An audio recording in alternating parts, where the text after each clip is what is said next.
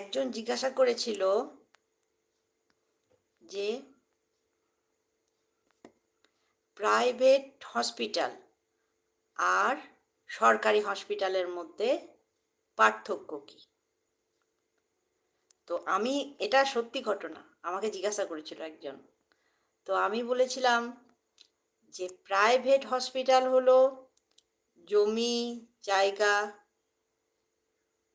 থেকে একদম বঞ্চিত হয়ে যাওয়া, আর সরকারি হসপিটাল হলো জীবন থেকে বঞ্চিত হয়ে যাওয়া।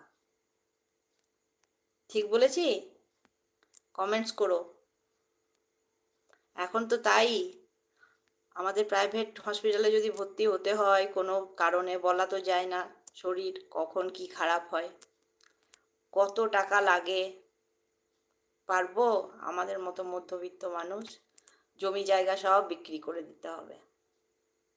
আর সরকারি হসপিটালে যাব, জীবন বিক্রি করে দিতে হবে। তাই তো? ঠিক বললাম? ঠিক বললাম কি বললাম না?